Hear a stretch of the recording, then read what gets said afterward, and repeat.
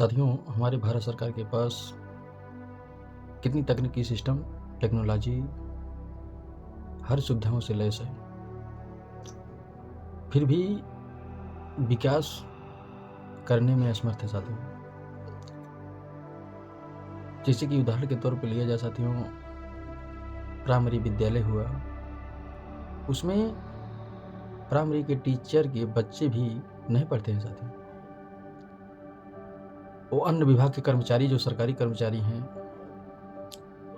चाहे वो राजस्व विभाग के हों, चाहे वो किसी भी विभाग के हों साथियों, उनके बच्चे सरकारी विद्यालय में नहीं पढ़ना चाहते। जो कि हमारी सरकार उस सरकारी विद्यालय में सरकारी ही टीचर को नियुक्त किया गया है, जिनकी सैलरी साथियों 50, 60, 70, 80, 90 हज़ार तक फिक्स की गई है। फिर भी उसमें क्यों नहीं पढ़ना चाहते हैं साथियों? हमारी सरकार से ये सवाल है साथियों, आप सभी से लोगों से ये सवाल। उधर लीजिए सरकारी अस्पताल है, उसमें लोग क्यों नहीं उपचार कराना चाहते साथियों?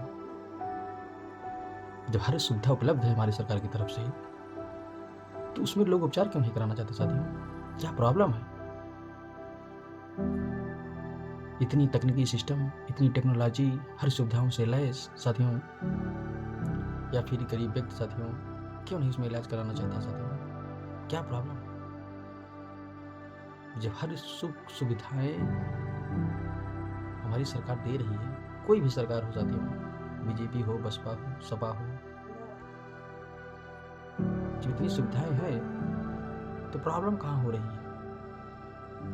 क्यों सरकारी टीचर के बच्चे जिस विद्यालय में पढ़ा रहे हैं, प्राइमरी विद्यालय में, हमारी सरकार उनको वेतन देती है साथियों, क्यों उनके बच्चे नहीं पढ़ना चाहते उसमें? हमारी सरकार ही हो, कोई सरकार हो, मंत्री हो, विधायक हो, प्रधानमंत्री हो, मुख्यमंत्री हो साथियों, उनके बच्चे क्यों विदेश पढ़ना चाहते हैं? क्या कोई भी टीचर को पकड़ के लेके आए हैं? तो साथियों, इसी के बेस पर मैं कहना चाहूँगा कि जब हर सुविधाएं, हर तकनीकी सुविधाएं, हर टेक्नोलॉजी सुविधाएं हमारे भारत सरकार के पास लैस पड़ी हुई हैं, फिर भी वो हमारे भारत को विकसित रास्ते पर नहीं पहुंचा पा रहा है साथियों, तो उनका जिम्मेदार कौन है? आम आदमी जिम्मेदार है। तो देखा जाए साथियों, कुछ दशक पहले डॉक्टर भीमराव अंबेडकर के पास क्या था साथियों? क्या था उनके पास? गन थी या इतनी पावर थी? नहीं साथियों, उनके पास सबसे बड़ी पावर थी उनका ज्ञान, क्योंकि शिक्षा एक ऐसी ताकत है साथियों, उसे मेटल डिटेक्टर भी कैप्चर नहीं कर सकता साथियों। आप सभी साथीगण महोदय, मेटल डिटेक्टर क्या होता है इसके बारे में नहीं जानते होंगे साथियों, तो आप सभी को आसान भाषा में हम बताते हैं साथियों, ये क्या चीज़ है। जिस जो भी साथीगण महोदय एयरपोर्ट गए होंगे, जो मेटल डिटेक्टर होता है उसमें से गुजरना पड़ता है साथियों।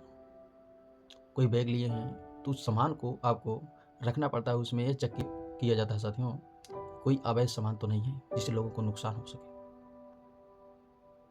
आप तो कोई नहीं अवैध सामान लिए हैं साथ में, जिससे उसे जांच किया जा सके और वो पकड़ा जा सके साथियों। जो साथीगण महोदय एयरपोर्ट नहीं गए हैं, उनके लिए रेलवे स्टेशन तो जरूर गए होंगे साथियों, तो वहाँ पर लगे होते हैं मेटल डिटेक्टर साथियों। जो उसके अंदर से प्रवेश करता साथियों, वो वर्जित सामान उसके पास है तो वो मेटल डिटेक्टर कैप्चर कर लेता साथियों और उन्हें संदेश देता है, जिससे उसकी छानबीन होती है साथियों।